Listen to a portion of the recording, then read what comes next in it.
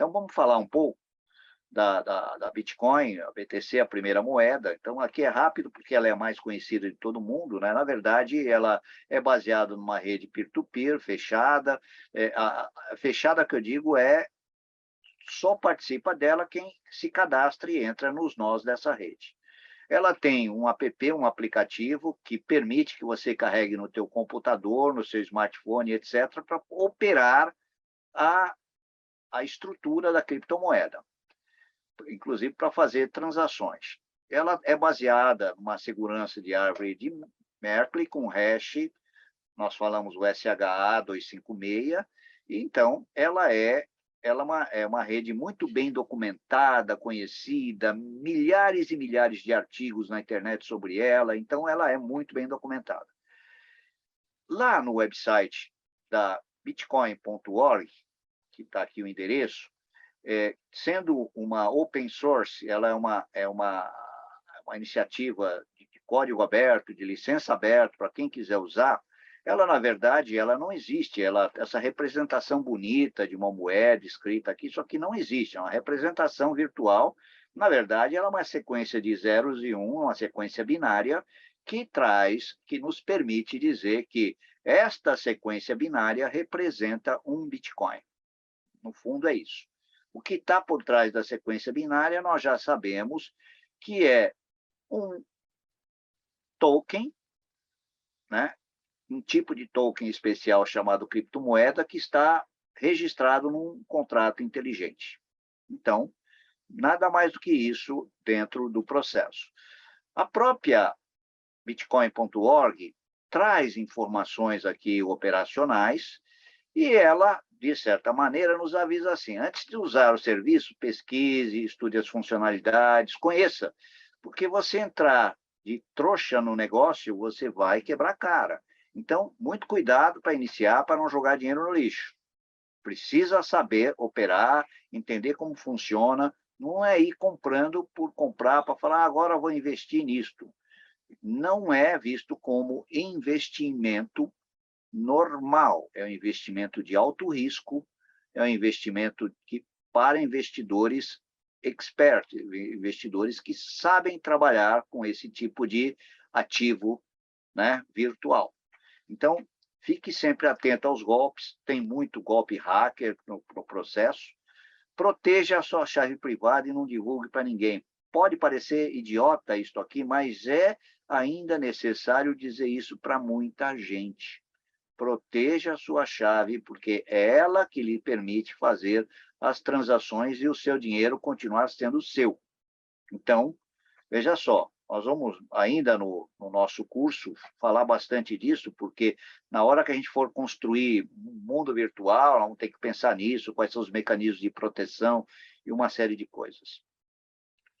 A outra criptomoeda muito valorizada é a ETH, que é chamada Ether, que está na plataforma Ethereum. Então, a moeda chama Ether, ETH, que a gente comumente a gente fala a moeda no Ethereum, mas é Ether, ETH.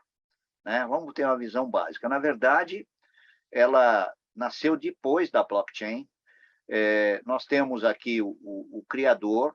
O criador é um russo-canadense que desenvolveu um moleque, realmente moleque na época, um programador que, em 2013, alguns anos depois, ele era entusiasta de blockchain, ele foi atrás e ele criou essa plataforma blockchain chamada Ethereum, que o nome significa, né, vem do grego, significa pertence ao ar ou ao céu, é uma plataforma etérea, né, Ethereum, e ele criou aí, como moeda nativa desta plataforma blockchain, a moeda chamada Ether, que ela é vendida, comercializada no mercado hoje como ETH.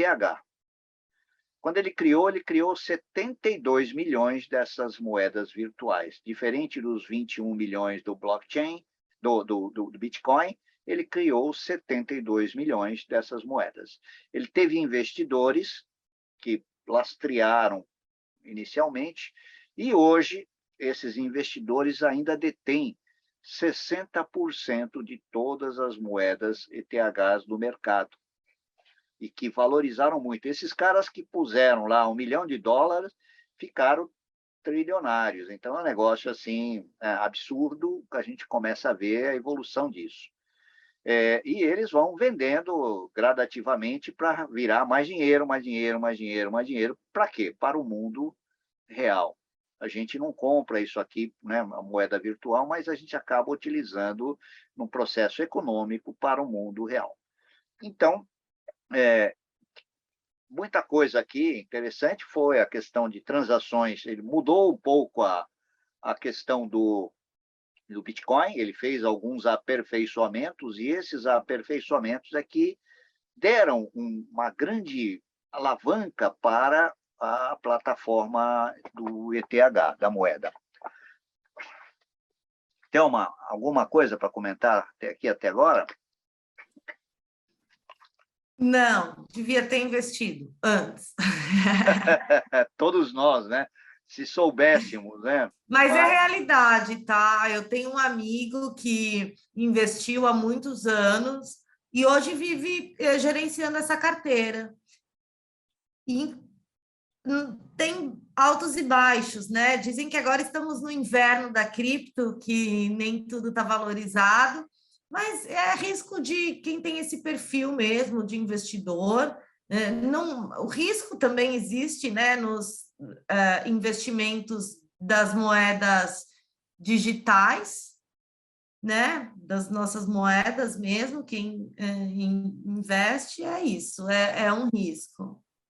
Perfeito. Olha só, aqui, uma coisa que diferencia a rede Ethereum da rede Bitcoin Org é que aqui na Ethereum eu tenho possibilidade de fazer transações sem permissões e transações permitidas. Eu tenho duas modalidades diferentes e elas têm uma diferença muito naquela parte de mineração, né? Dependendo do nível de confiança da cadeia, eu posso trabalhar com isso. Bom, isso é uma característica pública aí no mercado, e a gente tem que entender que aqui nada foi flores. O indivíduo começou com a blockchain dele lá em 2013, isso foi evoluindo, ele montou uma estrutura aberta, mas a estrutura do Ethereum mudou, da plataforma blockchain Ethereum mudou e foi mudando, sendo aperfeiçoada ao longo dos anos.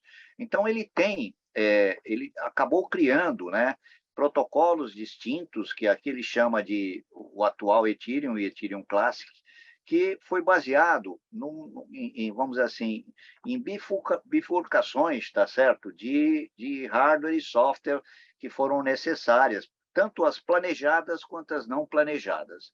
O que é um ajuste planejado é aquele que eu vou planejar para fazer uma melhoria. Um ajuste não planejado é aquele que eu sou obrigado a fazer porque o mercado descobriu uma vulnerabilidade, um problema que eu preciso corrigir. Então, é um ajuste não planejado, por isso que eu tenho a bifurcação. Então, o hard fork são a questão das bifurcações que aconteceram tanto de forma planejada como de forma não planejada.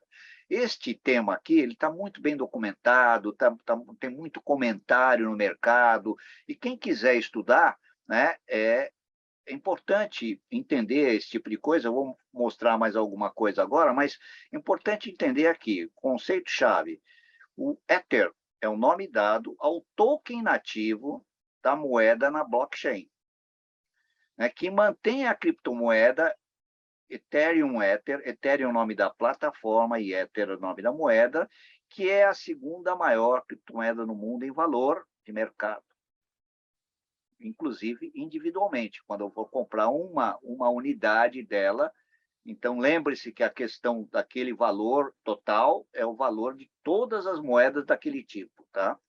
É importante a gente ver isso. Agora, a evolução disto, ela se deu lá de 2013, ela teve assim a primeira grande, vamos dizer assim, fork planejadas, ou seja, a primeira forquilha planejada aqui foi chamada, eles batizaram com o nome, né, Tangerine.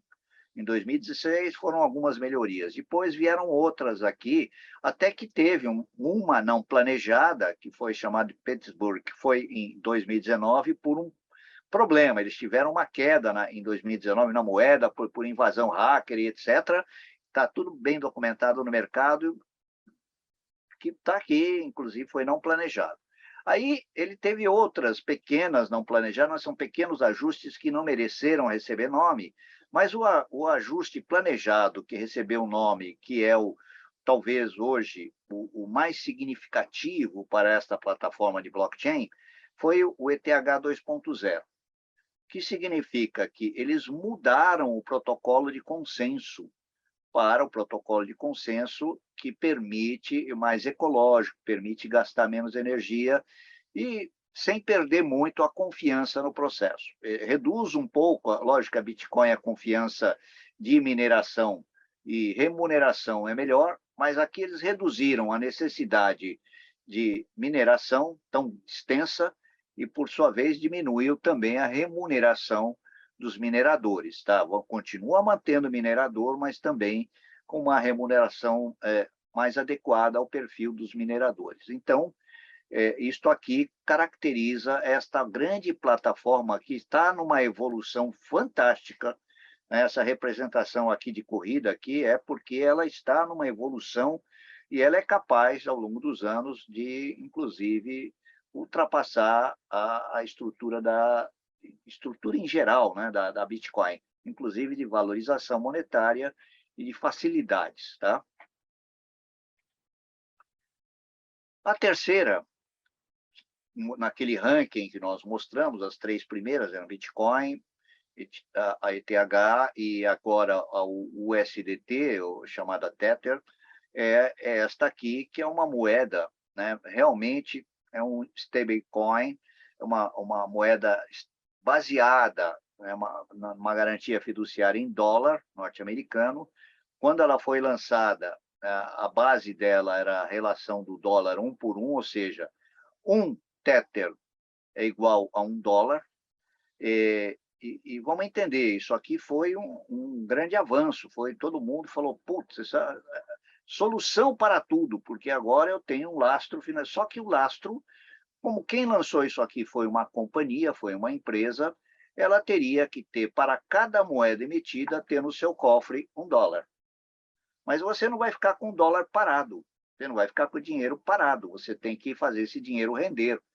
Você tem que aplicar tanto o dinheiro físico de lastro da moeda, quanto a própria moeda. A moeda eu aplico nos meios digitais, metaversais, nos mundos virtuais e etc. e tal, na internet, enquanto a moeda física de lastro em papel ou a moeda fiduciária, eu vou aplicar em outras aplicações de bolsa. Então, eu crio aí um problema muito sério, que é o problema.